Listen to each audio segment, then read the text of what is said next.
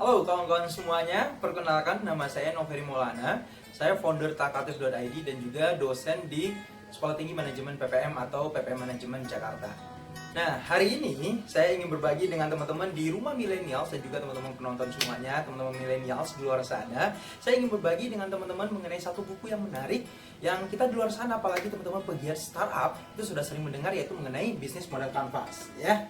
Nah, saya ingin bercerita tentang bisnis model kanvas. Kalau buku yang saya pegang ini adalah terbitan dari tempat kerja saya di PPM Manajemen Jakarta.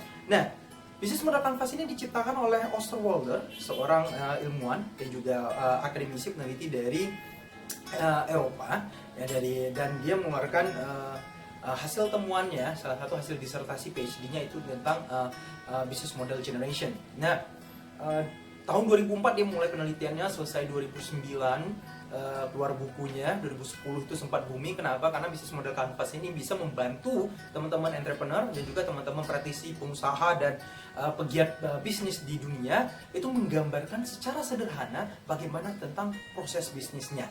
Nah, tahun 2012 PP Manajemen Jakarta itu mengundang, saya lupa 2012 atau 2013 ya, mengundang Osterwalder datang ke Jakarta bekerjasama dengan beberapa pihak di Indonesia, dan juga kita mengeluarkan satu buku yang dikarang oleh beberapa ahli-ahli di PP Manajemen, itu berbicara mengenai bagaimana penerapan bisnis model kanvas di beberapa perusahaan-perusahaan Indonesia. Nah, menariknya buat kita teman-teman milenial, sering kali saya mendapat teman-teman yang berdiskusi, yang mentoring dengan saya, yaitu ketika mereka mengembangkan startupnya, itu berbicara sebenarnya ide bisnisnya apa, sebenarnya model bisnisnya apa. Ini selalu kali menjadi pertanyaan. Bahkan ketika teman-teman akan pitching ide bisnis, itu selalu ditanya, model bisnis Anda apa? Nah, bisnis model kanvas ini bisa membantu teman-teman untuk menggambarkan model bisnis Anda secara sederhana, dan juga bisa memperlihatkan kepada orang, meyakinkan orang, apalagi investor, bahwa ide bisnis Anda bisa dijalankan dengan proses bisnis yang logis.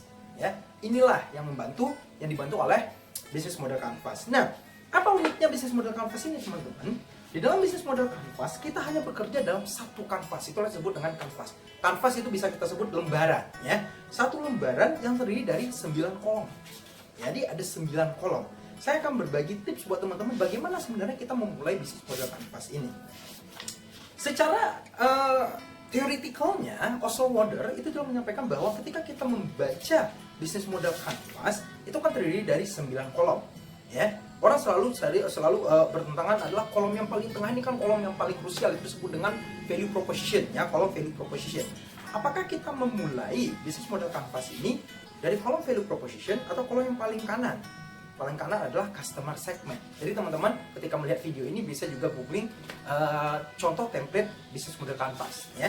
Ada 9 hal yang bisa kita lihat. Kalau saya lihat dari sini ini agak kecil, ya. Ada 9 bagian dari bisnis model kanvas yang bisa dilihat. Nah, poin pentingnya adalah buat teman-teman semuanya, ketika kita ingin melahirkan ide bisnis, kita harus bisa menjawab 9 elemen yang disampaikan oleh Osterwalder ini. Kita bahas satu-satu. Yang pertama, kalau saya lebih suka memulai dari value proposition. Bisa mulai dari value proposition atau customer segment. Nah, kita misalnya anggap kita mulai dari value proposition. Kenapa kita harus memulai bisnis kita dengan menjawab value proposition? Ingat, kata kuncinya adalah value. Nilai apa? Apa sih yang bisa kita berikan kepada konsumen atau calon konsumen kita melalui bisnis yang kita jalankan? That is value. Jadi bukan hanya value proposition itu tidak hanya isinya adalah apa produk yang Anda jual, tidak. Tapi ini adalah value apa yang Anda berikan kepada konsumen. Sehingga value ini bisa didefinisikan. Tipsnya adalah definisikan value dengan bantuan kata sifat. Ya, jangan hanya kata benda, tapi isilah value proposition Anda dengan bantuan kata sifat. Contoh value-nya, saya ingin membuka rumah makan Padang.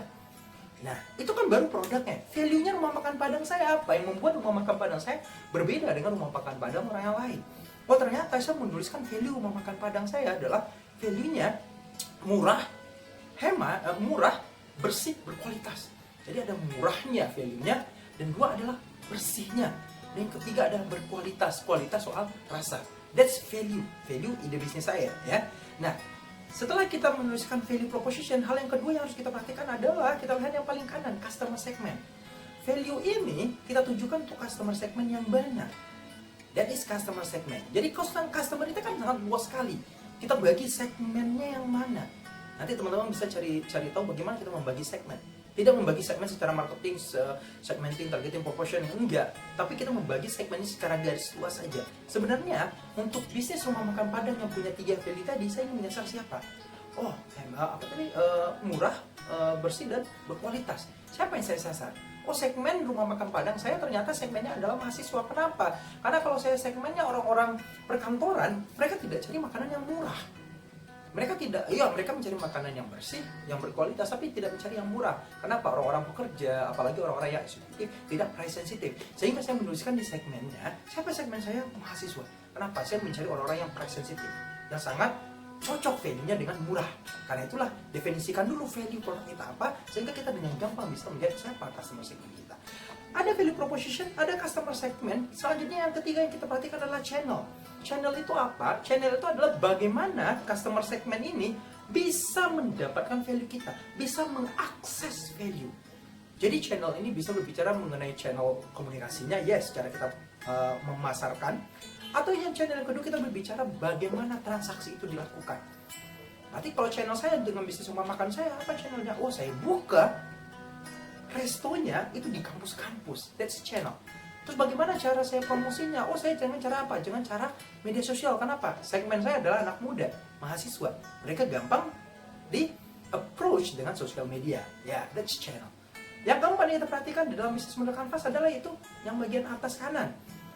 Customer relationship. Customer relationship ini adalah pengertiannya bagaimana caranya customer segment tetap bisa mengakses value proposition itu dengan retention, repurchase, balik lagi. Kalau channel ini bagaimana customer access? Pertama, sekali, kalau customer relationship bagaimana supaya hubungannya itu timbal balik nih, menjadi satu siklus. Bagi customer relationship kita harus ada idenya apa yang kita lakukan supaya konsumen ini nggak pergi nih. Ya. Dalam konteks contoh saya bukan bikin rumah makan Padang, bikin rumah makan Padang Noveri, customer relationship yang saya lakukan apa misalnya?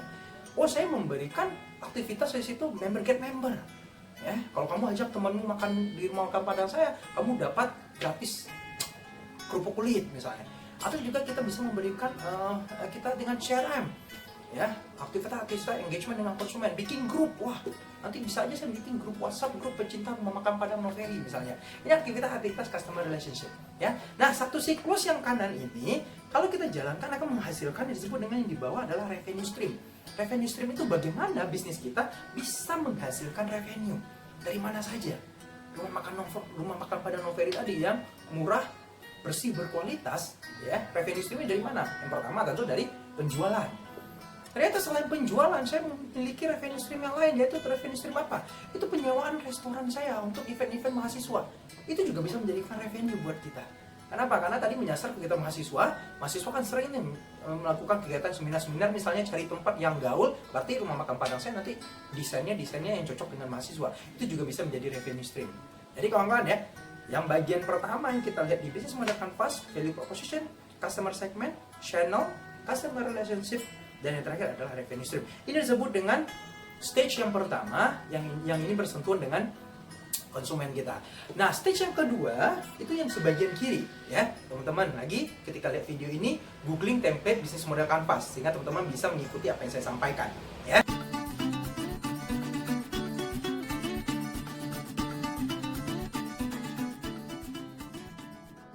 Nah, yang kedua kawan-kawan, tadi kita sudah berbicara mengenai siklus yang pertama yang bagian kanan, yang berinteraksi langsung dengan konsumen. Di dalam bisnis model kanvas yang kedua yang kita perhatikan adalah siklus yang bagian kiri, yaitu internal siklus kita, di dapur kita. Apa yang kita lakukan untuk menjawab proses bisnis yang tadi bersentuhan dengan konsumen. Nah, yang bagian kiri ini kita ada tempat bagian lagi, ya. Kita mulai pertama dengan key activities, kiri atas. Key activities itu adalah aktivitas apa yang kita lakukan untuk menghasilkan value proposition. Ingat, aktivitas menghasilkan value, bukan aktivitas menghasilkan produk saja. Tadi masih ingat kan rumah makan Padang Noveri value-nya apa? Murah, bersih, berkualitas. Aktivitas apa yang saya lakukan untuk menjamin 3 value ini? Untuk value berkualitas berarti aktivitasnya apa? Aktivitas memasak masakan yang resep luar biasa, asli dari Padang, gitu ya. Nah, aktivitasnya itu. Nah, yang kedua apa? Yang murah. Oh, berarti apa? Aktivitasnya apa? Aktivitas menjamin sumbernya, bahan baku saya itu bahan baku yang berkualitas tapi tetap murah. Berarti harus cari dari tangan pertama, langsung dari petani misalnya. That's activity untuk menghasilkan value yang tadi murah ya. Yang ketiga aktivitasnya apa? Aktivitas bersih. Berarti saya harus menjamin rumah makan Padang saya itu harus bersih dengan aktivitas-aktivitas. Ada SOP-nya yang saya lakukan di key activity ya. Berarti aktivitas kunci key. Bukan semua aktivitas kita, bukan dibicarakan di key activity adalah proses pertama beli makanan, kedua memasak, ketiga menjual, bukan itu, tapi key activity, aktivitas kunci untuk menghasilkan value. Setelah kita bicara key activities, kita bicara di bawahnya, yaitu key resource. Ingat, kata kuncinya tetap key kan? Di sini tiga-tiganya key activity, key resource. Key resource apa? Sumber daya kunci, sumber daya utama yang kita perlukan untuk menjalankan aktivitas agar value proposition tadi bisa dihasilkan secara optimal. Nah, key resource saya apa? Rumah makan Padang Noveri, key resource-nya apa? Resource yang pertama adalah resep rahasia dari nenek moyang di Padang. Wah, itu kan key resource. Membuat makanan yang berkualitas kan butuh resep-resep yang asli dari kampung-kampung di daerah Padang, gitu misalnya. Key resource saya yang kedua apa? Employee-nya, kokinya, chef-nya langsung datang dari sebuah perkampungan di Padang, dikirim ke Jakarta gitu. Selain bumbunya, chefnya juga dikirim langsung nih, dia yang masak. That is a resource, key resource ya. Ada juga resource lain, kita mungkin resource kita adalah tempat ya. Itu juga menjadi resource, sesuatu sumber daya yang kita miliki, yang menjadi kunci sumber daya kita untuk aktivitas. Bagaimana kalau sumber daya ini nggak kita miliki? Inilah fungsinya yang paling key, yaitu key partners. Key partners ini adalah kita berpartner dengan siapa untuk melakukan aktivitas kunci agar value lahir. Berarti rumah makan Padang Noveri, key partnernya siapa? Key partnernya adalah, ayo coba tebak, ya pedagang-pedagang, misalnya produsen-produsen bumbu. That's a key partner ya. Kenapa? Karena saya harus berpartner supaya tadi value saya harus murah. Saya harus menjual rumah makan Padang Noveri itu murah, sehingga partnernya memang harus dari tangan pertama. Saya nggak beli di pasar di swalayan, di pasar tradisional, enggak. Tapi saya harus dari pemasok utama. That's key partner, supplier saya ya. Ada juga nggak key partner yang kedua? Oh, karena saya buka resto saya di mahasiswa, saya key partner dengan himpunan mahasiswa. Kenapa? Ada kontrak jangka panjang nih supaya mereka beli gitu misalnya kan. ada kerjasama gitu. Tapi key, ya kata kuncinya adalah key, hal yang kunci. Jadi ada key activity, key resource, dan key partner. 3 aktivitas ini harus kita ukur. Bagian bawah adalah cost structure-nya apa. Menggambarkan model bisnis kita harus kita bicarakan juga cost structure-nya. Butuh biaya-biaya apa saja untuk merealisasikan ide bisnis kita ini. Sehingga kawan-kawan, ya kalau bicara soal cost structure ini ya, kita bisa berbicara soal variable cost, fixed cost. Simpel itu saja, kita detailkan mana yang paling kunci, mana yang paling penting. Ingat, di bisnis model Canvas kita berbicara hal-hal yang paling kunci, yang paling krusial, yang paling penting. Karena itulah, bisnis model Canvas membantu kita menggambarkan ide bisnis, proses bisnis secara sederhana tapi komprehensif. Secara simple dengan satu kanvas, tapi bisa menggambarkan proses bisnis dari awal sampai akhir. Karena itulah teman-teman, para entrepreneurs, pegiat startup, atau teman-teman yang ingin memulai bisnisnya, belajari dengan baik bisnis model Canvas, sehingga dengan bantuan bisnis model Canvas, Anda bisa menjelaskan ide bisnis Anda, modal bisnis Anda kepada orang lain, dan juga kepada calon investor dengan sederhana, tapi tetap menggambarkan secara komprehensif. Sekian sharing dari saya Noveri Maulana. Sampai bertemu lagi dalam kesempatan selanjutnya.